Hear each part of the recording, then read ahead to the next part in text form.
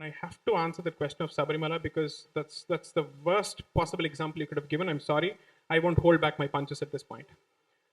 Please understand, Sabarimala is not a question of culture. It's not a question of gender. It's not a question of fashion. It's not a question of misogyny. It's a question of a certain tradition which has origins which have been contorted, distorted, and played out in a very different light in public domain. Every person who talks on this particular issue, I just want to ask him one question, him or her or him in that order. Please tell me, what do you know about the origins of the practice and the reasons for the existence of the practice and the scriptural basis for that practice for you to arrive at this peremptory conclusion that this is a consequence of gender inequality? You've thrown the conclusion out first. I would want you to retrace your steps and tell me what is it that you know about the practice in order for you to have arrived at that supposedly informed conclusion that is based on misogyny? May I request you to repeat it? Yes. Sudheer, could you please do this? Sorry, Shri. Or okay, I'll do this because I've had the opportunity to speak on this on NDTV, which is I think the forum on which it should be spoken on, and I'll answer the question. There are two kinds of practices, particularly in Kerala, where there are certain spaces which are exclusive for females and certain spaces which are exclusive for males and certain spaces which are meant for everyone. You want a diversity to be protected, then please protect these diverse traditions as well.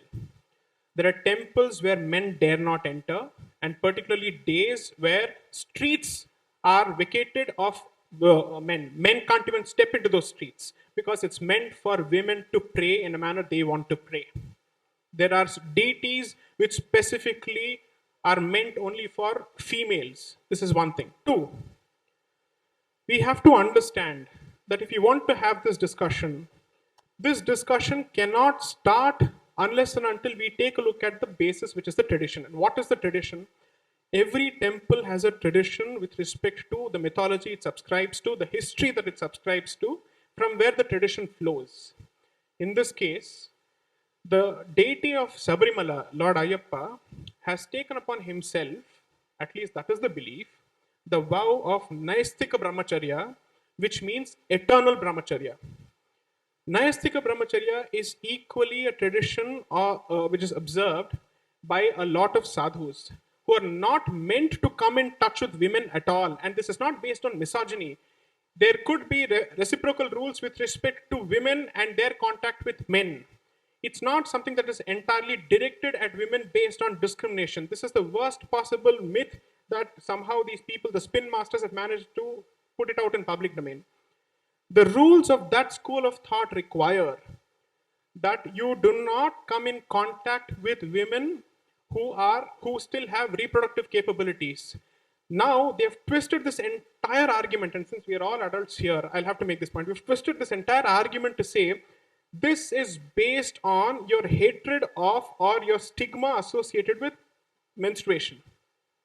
The argument has gone to that level. There are temples in this country which worship the physical process of menstruation. The Kamakhya temple. Who doesn't know this?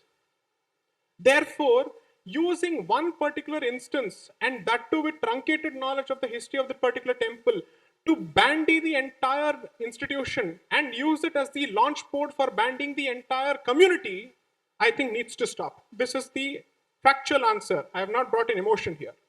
Second, as part of their analysis, the law requires the Supreme Court to do two things. And I've written on this issue, specifically I've written on the Sabarimala issue, which is why I was called on the debate, because I've specifically said, please don't bring caste and feminism in every discussion because not everything is related to that. There are some things which are dehorse that.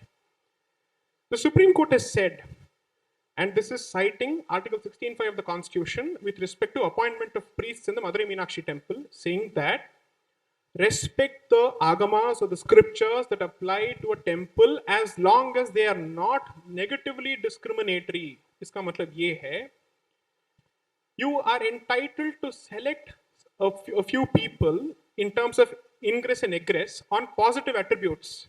But if you say, this person of this caste shall not enter this particular place, that tradition has no business being in modern India and constitutional India. I'm with you. And if it says no woman can enter that particular place, you're right. But it has qualified the position, it has given an age group, and it follows a certain tradition which is based on certain aspects which most people may not even believe in, or even if they believe in, they would not want to say that they believe in it. Do you know the tradition of Deva Prashna, which is actually followed in Sabarimala? The tradition is that the chief priest is supposed to be having a dialogue with the deity. And people are selected based on several considerations, right? From horoscope and whatnot, just how a Shankaracharya is actually selected for different mutts. And on the basis of that tradition, whatever he conveys as the will of the deity is implemented. Now, I have a question to ask. Have you seen the popular video of YouTube where in a certain mosque, they throw children right from the top and somebody is actually catching them at the bottom? This continues till date. This happens. Nobody questions that. The reaction, the original reaction in the Haji Ali case was, we don't want to get into this because this is a religious issue.